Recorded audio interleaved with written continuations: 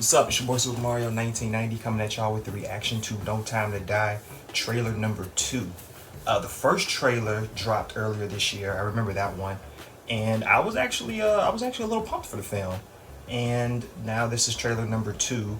The movie at the time back then when they had the first trailer, it was supposed to come out back in April 2020, but then of course COVID-19 kind of pushed everything back.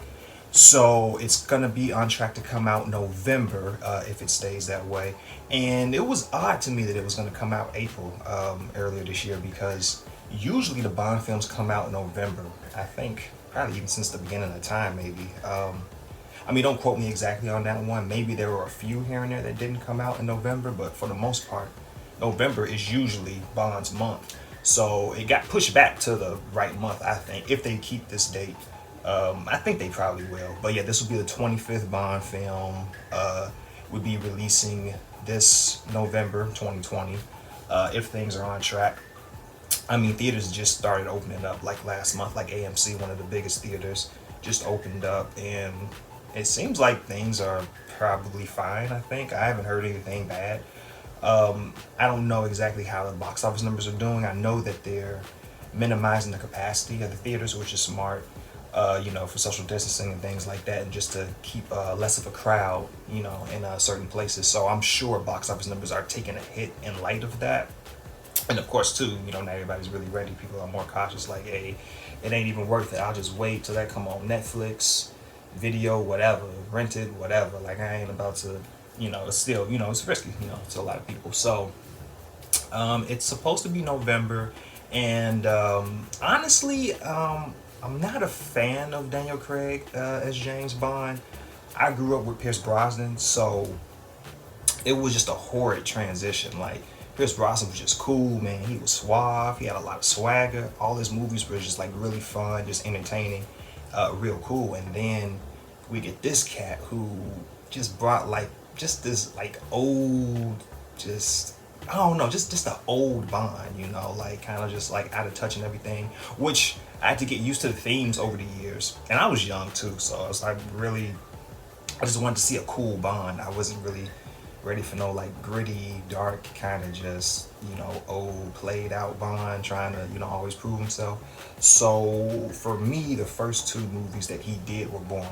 Casino Royale, Quantum of Solace. Actually, I will say about Quantum of Solace, it did have potential to be good. Just something about it was just a little off. The way they executed it just wasn't on point. It actually should have been a decent film. It just wasn't. What already had pissed me off, and I knew I should have left the theater at the time, was that very first scene when he was evading and driving away from people, and they were shooting at him with these machine guns out the car, right? And his Aston Martin was taking damage. I was like, wait, hold up. Bond cars don't take damage. They usually got like, like the windshield's like bulletproof or something. The whole car is usually just bulletproof. Things just bouncing off. You seeing like the glass cracked, doors is falling off. I'm like, what is this, a stock Aston Martin dude is driving? Like, come on. And they didn't start to put gadgets in the film until they introduced Q again, a young Q, and Skyfall. And then Spectre, we actually saw like a real Bond car. And I liked Skyfall and Spectre. His last two outings, those were, I think, solid Bond films. They were pretty good.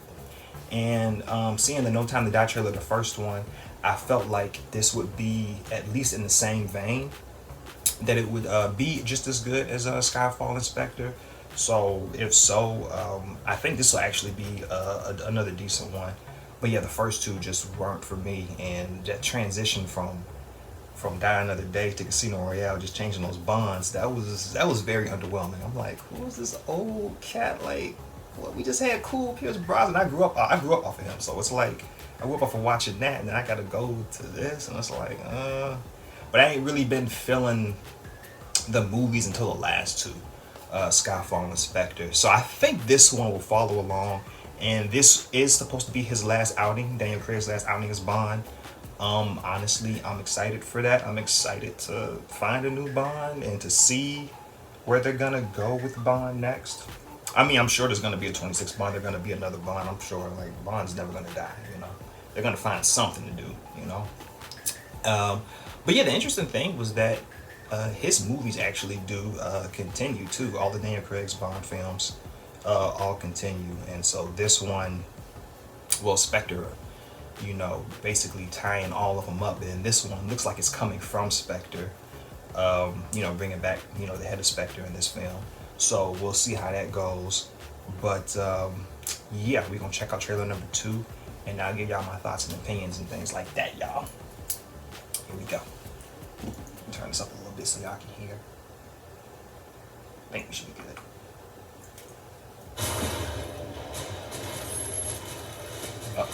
Oh, that was a close one. How do you know that thing was there? That was like convenient.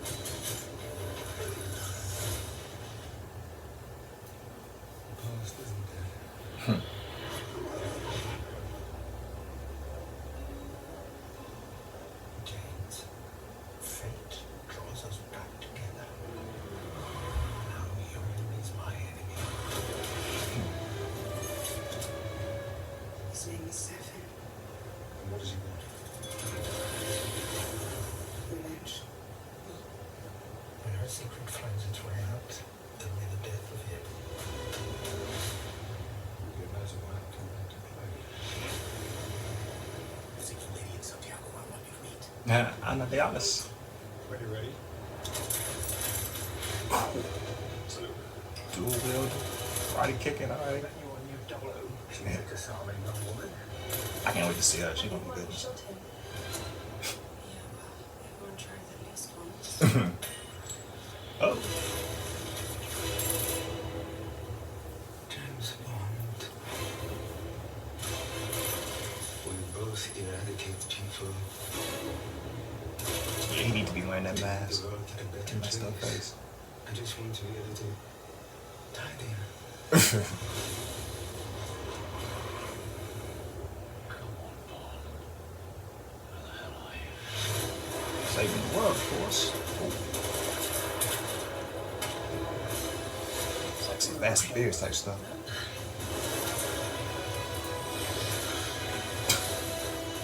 Harder to tell the good from bad, villains from heroes these days. Jeffrey Wright's back.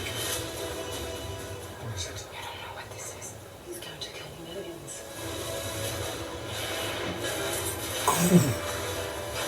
It's just got clothes on? This. Oh, that's terrible. There will be nothing left to save.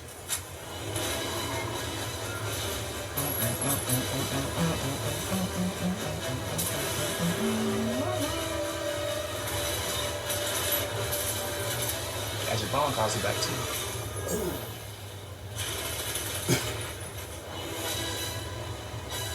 What was that about?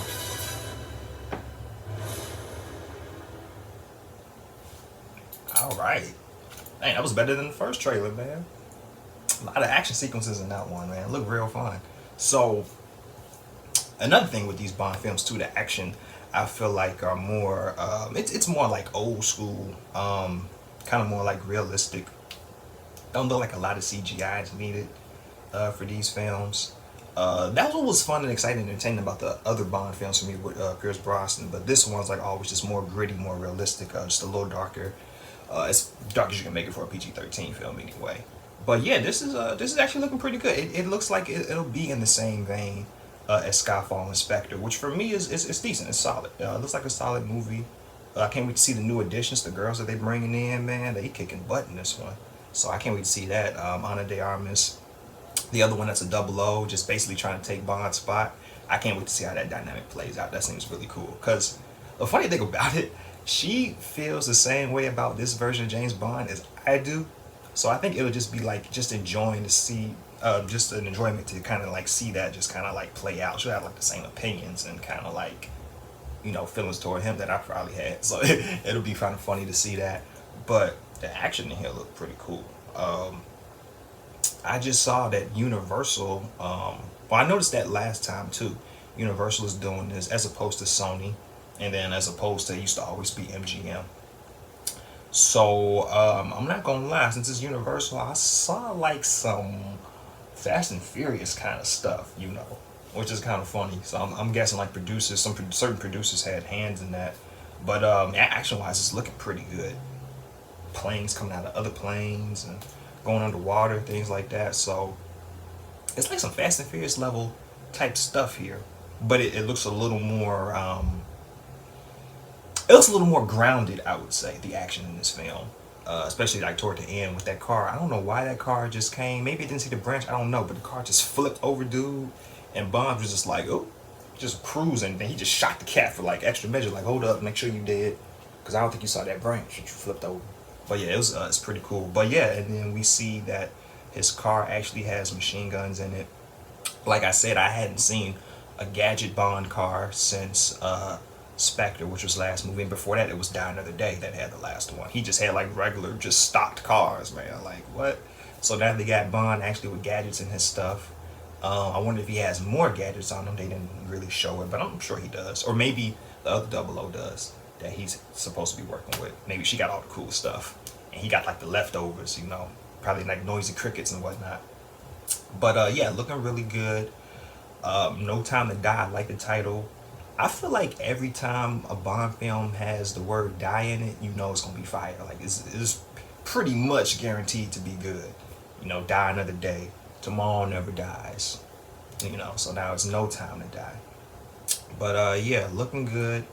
The 25th Bond film, supposed to be Daniel Craig's last Bond. Supposed to be coming out November 2020. I think the date will stick. I think. I don't know. I think people are more comfortable now. The companies anyway and everything. I think they're more comfortable now with their movies playing in theaters.